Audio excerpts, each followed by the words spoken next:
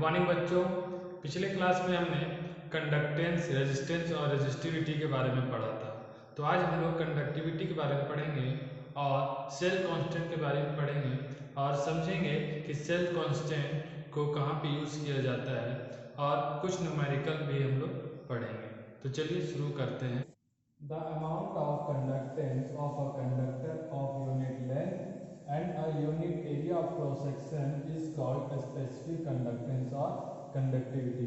तो यहाँ बोला जा रहा है किसी भी कंडक्टेंस में 1 सेंटीमीटर लेंथ और 1 centimetre area of cross section में जो कंडक्टेंस होगा वही हमारा कंडक्टिविटी कहलाएगा। जैसे कि हमारे पास एक कंडक्टर है जिसकी लेंथ मान के चलिए 50 सेंटीमीटर है और area of cross section 2 centimetre square है। ये हमारा हो गया पूरा कंडक्टर। तो इस कंडक्टर के 1 सेंटीमीटर लेंथ और 1 centimetre square of area of cross section में जो हमारा कंडक्टेंस होगा वही हमारा कंडक्टिविटी कहलाएगा। ठीक है।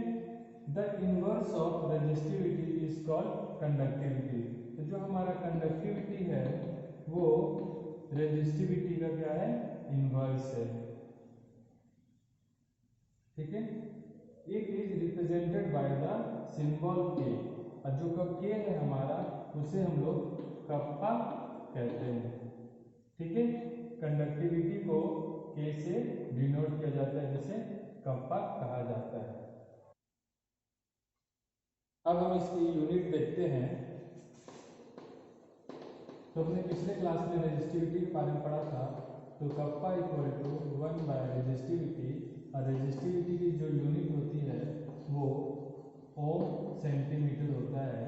और जब ये ओम सेंटीमीटर को ऊपर ले जाएंगे तो ये हमारा ओम इनवर्स सेंटीमीटर इनवर्स हो जाएगा। और ओम इनवर्स को हम लोग मो कहते हैं और इसे सीमेंस भी बोला जाता है। तो ओम इनवर्स की जगह हम सीमेंस ले लेंगे और यहाँ पे सेंटी इनवर्स। तो हमारा जो कंडक्टिविटी का जो यूनिट होगा वो हमारा होगा सीमेंस सेंटीमीटर इनवर्स होगा।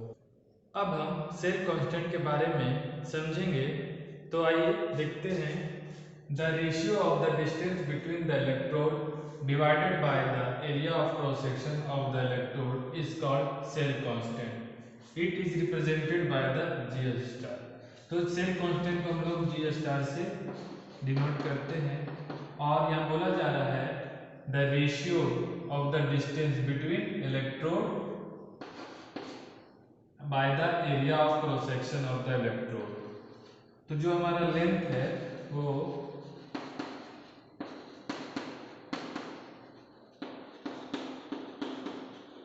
दो इलेक्ट्रोड के बीच की जो डिस्टेंस को यहाँ बोला जा रहा है लेंथ, और एरिया ऑफ क्रॉस सेक्शन, उस इलेक्ट्रोड का एरिया ऑफ क्रॉस सेक्शन बोला जा रहा है।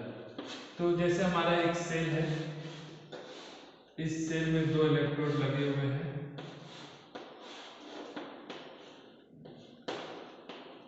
इन दोनों इलेक्ट्रोड के बीच की जो डिस्टेंस है वो L यहाँ बोला जा रहा है, और इन इलेक्ट्रोड का एरिया ऑफ क्रॉस सेक्शन, इन दोनों के डिवीजन पोर्शन को हम लोग क्या बोल रहे हैं, जी स्टार। तो बेसिकली जो सेल कांस्टेंट है, किसी भी सेल में दो इलेक्ट्रोड के बीच की लेंथ और area of cross section measure करना पॉसिबल नहीं है। इसलिए सेल कांस्टेंट को कि एक सॉल्यूशन जिसकी कंडक्टिविटी दी गई है, तो उस सॉल्यूशन का कंडक्टेंस को निकालने के लिए हम सेल कांस्टेंट का यूज करते हैं। ठीक है। तो अभी हम लोग ने कंडक्टिविटी में देखा कि conductivity equal to 1 by resistivity और resistivity equal to resistance area of cross section by length. हमने ये देखा। इसको हम लोग यहाँ पे पुट कर देंगे तो ये हमारा R A बाई L हो जाएगा, और इसको हम ऊपर ले जाएंगे तो ये हमारा 1 बाई R और L बाई A हो जाएगा। ठीक है। और L बाई A हमारा क्या है, सेल कांस्टेंट है।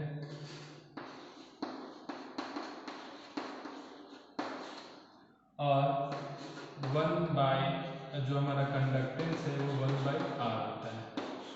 ठीक है, तो हम यहाँ पे कंडक्टिविटी इक्वल टू 1/r यानी कंडक्टेंस और L/A हमारा लेंथ बाई एरिया का एक्सप्रेशन क्या हो गया, सेल कांस्टेंट। तो हमारा conductivity equal to conductance into cell constant ये हमारा निकल गया।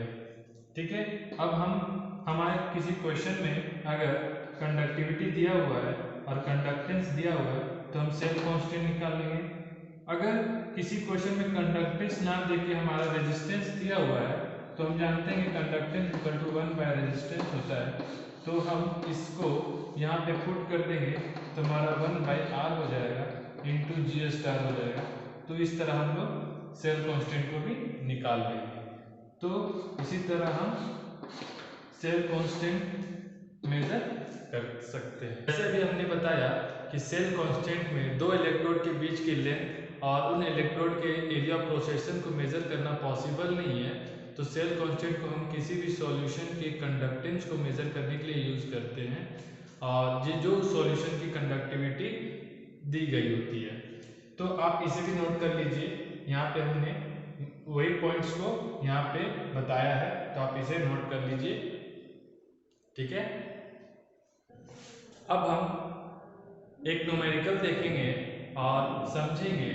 तो आइए, the resistance of a conductivity cell containing 0.001 mole KCl solution at 298 kelvin is 1500 ohm. What is the cell constant? निकालना क्या है, सेल कांस्टेंट निकालना है। If the conductivity of the 0.001 mole KCl solution at 298 Kelvin is 0.146 into 10 to power -3। तो हमें यहाँ पे resistance दिया हुआ है 1500 ओम और कंडक्टिविटी हमारा दिया हुआ है। तो पहले हम गिवन लिख लेंगे जो हमें दिया गया है। रेजिस्टेंस हमारा 1500 ओम है और हमारा कंडक्टिविटी हमारा 0.146 into 10 to power -3 centimetre inverse. तो हमने सेल कांस्टेंट में पढ़ा कि conductivity equal to conductance into cell constant. ठीक है, हमने ये देखा और हमने कंडक्टेंस में देखा था कि कंडक्टेंस इक्वल टू 1/रेजिस्टेंस होता है। ठीक है, तो यहाँ पे हमें रेजिस्टेंस दिया हुआ है, इसलिए हमने क्या किया, कंडक्टेंस को रेजिस्टेंस में चेंज किया। तो इस रेजिस्टेंस को हम लोग यहाँ पे क्या करेंगे, पुट कर देंगे। तो ये 1/r हो जाएगा इंटू जी स्टार हो जाएगा सेल कांस्टेंट। अब हमें निकालना क्या है, सेल कांस्टेंट यानी जी स्टार निकालना। तो जी स्टार को इस साइड में रखेंगे और हमारा r कंडक्टिविटी के साथ क्या हो जाएगा, मल्टीप्लाई हो जाएगा। ठीक है, तो ये हमारा आ गया। अब इस वैल्यू को यहाँ पे पुट कर देंगे तो कंडक्टिविटी हमारा 0.146 इंटू 10 to power -3। सीमेंस को हम लोग ओम इनवर्स भी लिख सकते हैं, तो यहाँ पे हमने ओम इनवर्स लिख लिया और सेंटीमीटर इनवर्स और रेजिस्टेंस हमारा 1500 ओम दिया गया है। ठीक है, अब इसको हम लोग क्या करेंगे, नीचे ले आएंगे।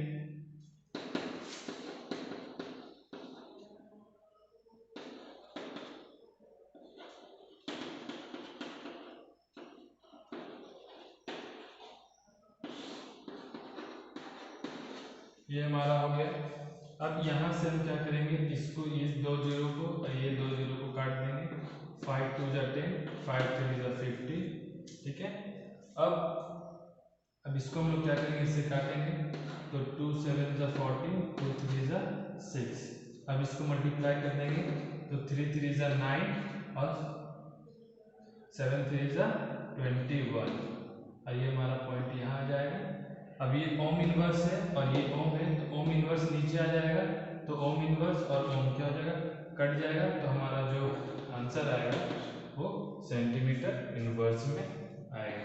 तो जो हमारा सेल कांस्टेंट है यानी जो हमारा जी स्टार है वो कितना है, 0.219 सेंटीमीटर इनवर्स। ठीक है,